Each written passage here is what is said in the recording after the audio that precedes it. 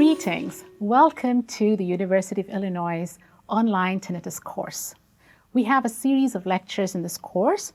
This lecture is titled, What is Tinnitus?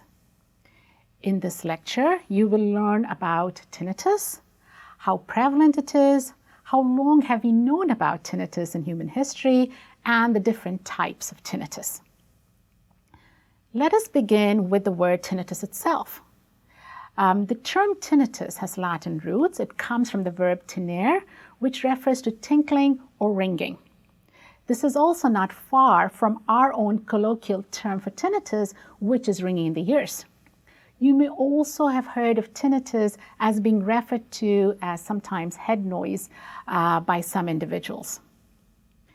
Tinnitus, I should mention here briefly, can also be pronounced as tinnitus, but I have chosen to call it tinnitus, and this is what I will continue using this term throughout these lectures. Tinnitus can be formally defined as the conscious perception of sound in the absence of an external source. But it is not just the sound itself, it has an impact on the individual. So in order to have a complete picture of tinnitus, we should expand the definition to include the psychological impact of tinnitus on the individual. So if you yourself do not have tinnitus, you may wonder, what does it sound like? What is it that people are hearing? And sometimes, even if you have tinnitus, you may not realize that everybody is hearing different types of sounds. Now I will play a series of sounds that represent the typical types of tinnitus percepts people report hearing. Ringing.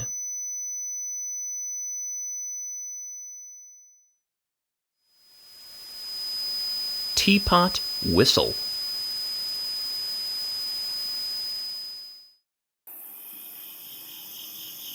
Crickets.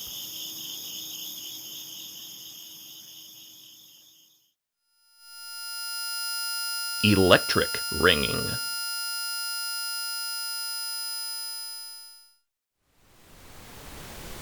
The ocean.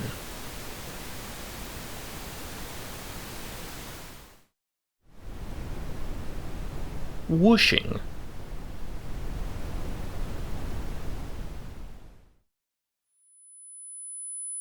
High whistle.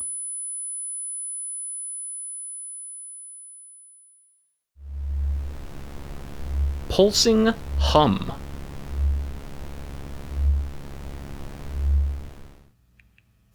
Some quick facts about tinnitus. First, how prevalent is it?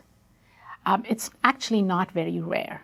Most survey studies put the prevalence of tinnitus as being between 10 to 15% of the general population, and this rate increases with age. About 90% of those with tinnitus have some form of clinically defined hearing loss. But the reverse is not true. Only about 40% of those with hearing loss also report having tinnitus. So another fact about tinnitus you may have heard is that there is no cure for tinnitus. This is true in that there is no medicine you can take or undergo surgery or go through therapy such that the sound itself turns off. But, and this is very important, there are therapies and treatment plans that can significantly reduce its burden on the individual, reduce its bothersome symptoms. So I mentioned before that tinnitus is part of the human condition. So tinnitus is not new. It has been noted in ancient medical texts from around the world, from India, China, Assyria, Mesopotamia, Greece, all the way to Egypt.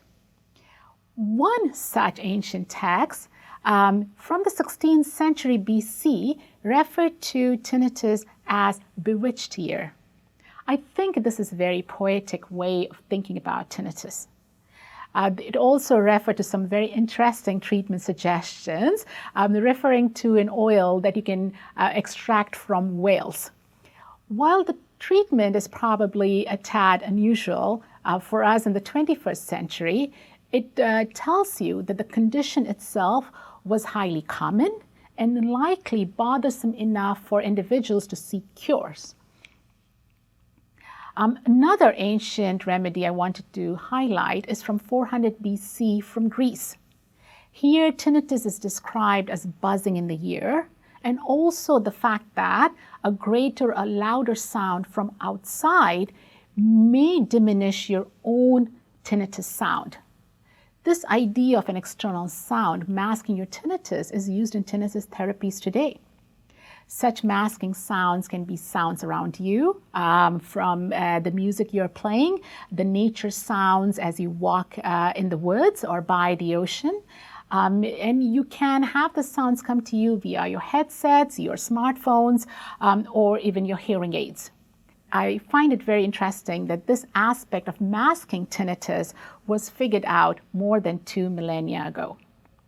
So tinnitus is part of human condition, so a lot of famous people have tinnitus. It is so famous that musicians, artists, authors, and people you know in your own life have tinnitus and have continued to produce their best work while having tinnitus. Ludwig van Beethoven, Michelangelo, William Shatner, Keanu Reeves, Cher, Chris Martin, Ronald Reagan, Barbra Streisand, Bono. Almost all of us have had some fleeting or longer moments of tinnitus. Over these next few slides, I define the different types of tinnitus. The first of these is objective tinnitus. It is quite rare, and by objective, what we mean is that an observer, such as a physician or an audiologist, is able to hear the tinnitus sounds by placing a stethoscope over the patient's ears.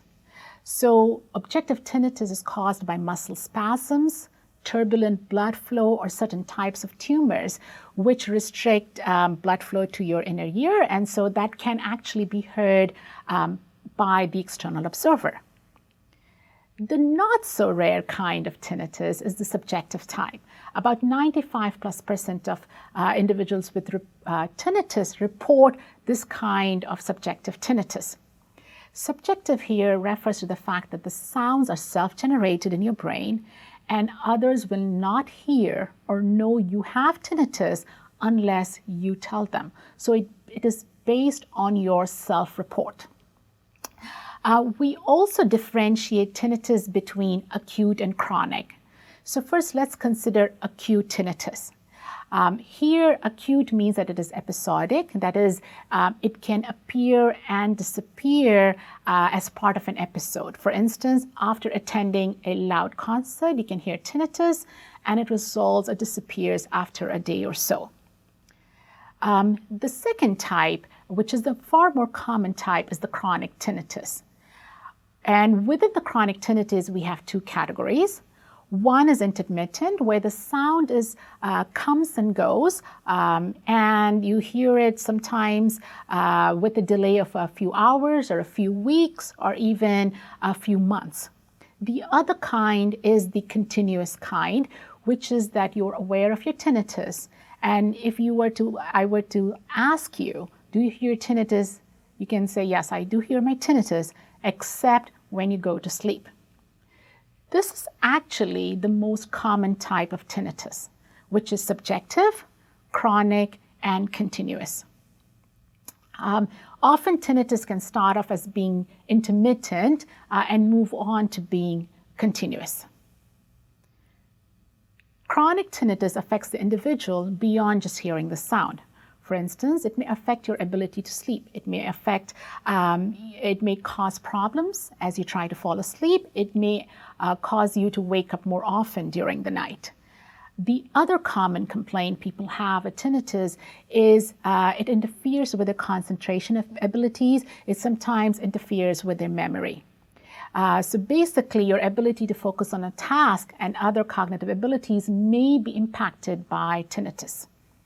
Communication may be a challenge as you try to listen to a speaker in a noisy situation, and this goes beyond the accompanying hearing loss. Certainly, chronic tinnitus can impact emotional health. Individuals with tinnitus report high stress rates, high rates of anxiety and depression, and the tinnitus can become louder or more bothersome in periods of stress. I have been working on tinnitus for the past 15 years. I'm a neuroscientist by training, but I became interested in tinnitus because I have family members who have chronic subjective tinnitus and who have reported bothersome symptoms. The aim of my lab is to gain a better understanding of tinnitus through studying changes in the brain using brain imaging. We want to explain and better understand how some therapies work and some do not, and how best to adapt these therapies to an individual patient. We also want to support the development of newer and better therapies. So in conclusion, if you have tinnitus, the one message I want you to take is that you're not alone. There are many of us, and if you need help, it is not far away. And further, like so many famous people you know and people in real life that you know, you can go on to have a fulfilling life even with tinnitus.